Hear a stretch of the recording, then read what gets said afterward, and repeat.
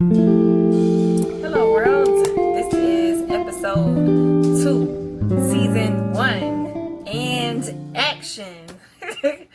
Welcome back to The Rich Life, and that is real, intelligent, creative, and healthy. This is what it's all about. I am still on this entire journey of building myself up as a YouTuber, but more importantly, as an entrepreneur, because it ain't all about YouTube. It's about really getting in contact with people and making a connection and building a sense of community for oneself. Today was pretty interesting. I wanted to share some information. So this is hitting more on the intellectual side of things. I work with an organization. I think it's little known, but more people should know about it. It's called the National Domestic Workers Alliance. Look it up.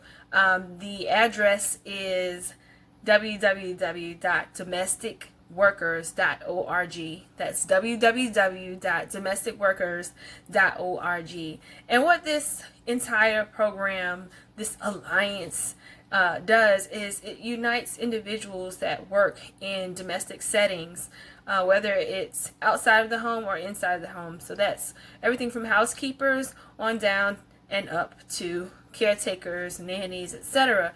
Primarily, I really love the way that the organization does community outreach and participates in important moments in history that, once again, is little known. So this year, just like every year, the NWA calls around, well, not every single year, every election year, the NWA calls around and conducts surveys. Sometimes they support different candidates, etc. But primarily what their job is to collect information that will prove beneficial not only to the organization, but also prove very beneficial to the public, so that way we can understand what's really taking place and going on out there. So this election, I didn't necessarily plan on voting, to be honest with you, because I just felt like both of the candidates were very corrupt, based on different information that I had come across, etc. Overall, I had to make a personal decision and understand that people can change. But the thing that really pushed me to vote was some of the things that were taking place, voter suppression and different tactics that have been utilized by either party, I could say. I don't know who did it, how it happened. All I know is that my information went missing. Yes, I said missing in action. I was recorded as not having voted in the last election, and that was not true. I definitely voted in the last election. I campaigned for a candidate as well. So with that being said, I found it very odd that all of a sudden it's showing that I'm not registered or in the system.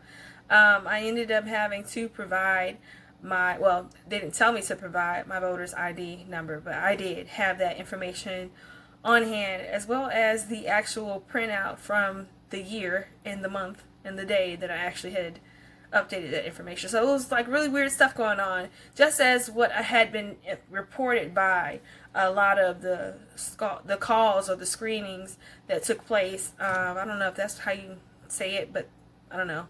Pardon my language, but I'm not sure. But anyway, from the individuals that were being called, a lot of people were reporting of having different issues like ballots coming in late, or not on time, different things. And so for me, I wanted to check to see if any of that kind of stuff would ring true for myself, and it did. I was like, well, oh, okay, I'm voting in this election. So that's what had happened, y'all.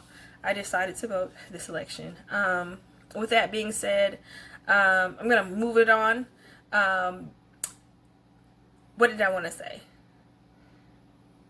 I guess the next thing I can update everybody on is pretty much what I'm doing now. I'm preparing for my first big time situation. Instead of, selling to family and friends and friends of friends, I'm actually going to be out and about in the public. Please disregard my to-go biddies. They do what they want to sometimes. Sorry. At least they're not showing and popping out all over the place. But anywho, so yeah, I'm excited about that. So I'll be at my own little stand and stuff like that on next Saturday. Really excited about that. So that would be a great opportunity to film and kind of see how I set up and look at some of the different things that I sell. I also teach classes, and I intend to, and I am ready, 100% ready and amped to start teaching different jewelry. What do I want to say? Class? I don't really want to say classes, because like that word just implies so much nowadays. I can show you some things that I know.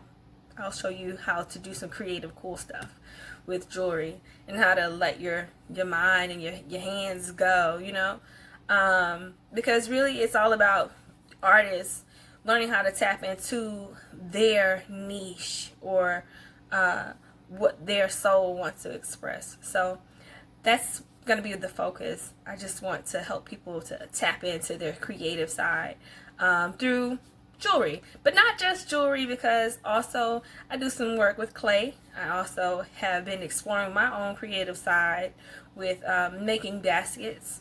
So everything from wire wrapping on down to painting, or on up to painting and creating different sculptures and stuff. That's the kind of stuff that I like to do.